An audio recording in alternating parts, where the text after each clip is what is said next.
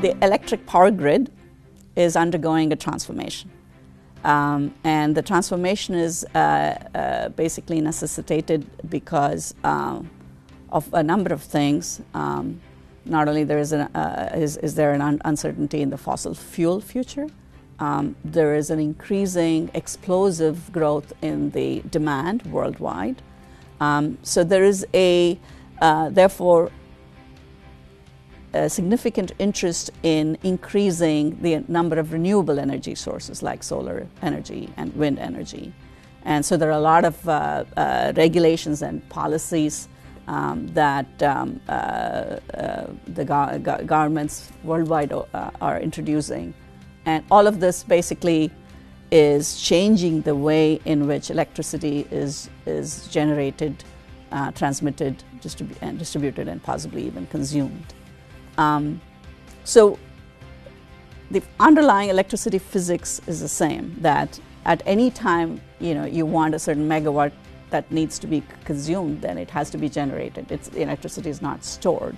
So given that this power balance has to occur, and given the fact that wind energy and solar energy can be not only variable, it's intermittent, but it's also uncertain, you need to really figure out how you can supply energy and still make use of the renewable energy. So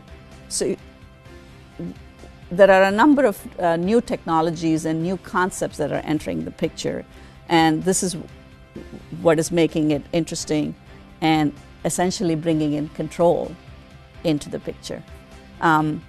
So what happens? So there's a concept of what's known as demand response, which is that until now, electricity, when it is consumed by anybody, that is a load, and that load is a fixed load.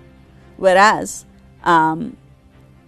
if it is possible for the amount of electricity that you consume to be variable, to be flexible, then what that says is that if I don't have a certain number of megawatts that are generated, then I can make up the shortfall by presumably having the consumers adjust their demand. So this concept of demand response says that I can introduce new components, new entities of decision making throughout the grid. And by allowing this decision making to occur, I can therefore accommodate this renewable energy sources.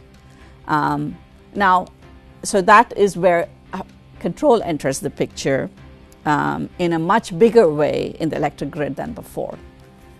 So when you bring in these concepts, there are lots of other challenges that enter the picture. There are a number of decision makers, right? So then we need to have a feel for what the behavioral models of consumers are. They also need to be given some sort of an incentive in order to adjust the demand.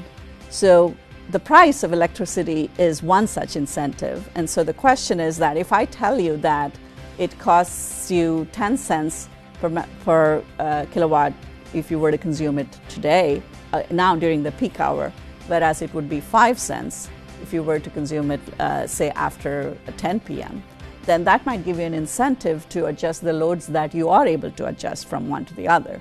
So by using the price as an incentive, by using the price as essentially a feedback control variable,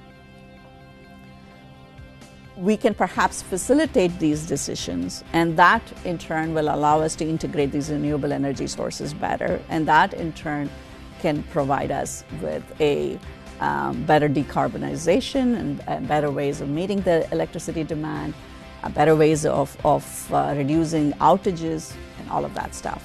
So what's happening is that control then is really increasing its scope to include elements of, say, economics, because we are talking about the pricing structure and the pricing strategies. And so say, for instance, if you're thinking of things like the electric vehicles, right? So in general, necessitated by, again, this fossil fuel uncertainty, there is a big push towards electrification of transportation across the picture, right? So these electric vehicles, if these are pluggable hybrid electric vehicles, then they could serve as sources of power. So they could actually sell energy back into the grid in case when they have a surplus, because the car is fully charged and now you have essentially the storage and you're not going to be using the car until much later. Then you can actually sell that power and then use that as another point of generation.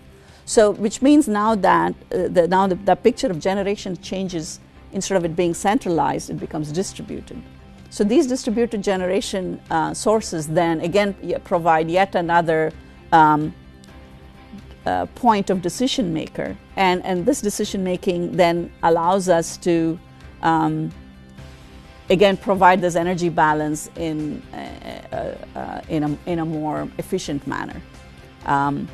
So even for these vehicles, then we have to figure out what the correct pricing strategy is.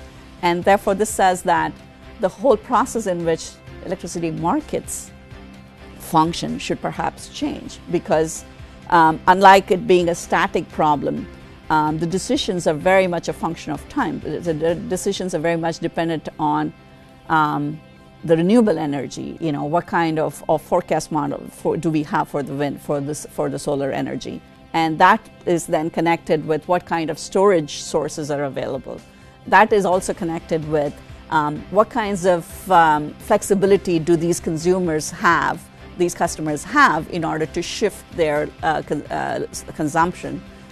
So everything becomes a temporal situation, a temporal system. And so these temporal systems have to be designed, and control then provides basically sort of the blueprint for how these decision makers have to be interconnected, coordinated, and cooperate in order to meet this energy balance. So that's really what we're looking at.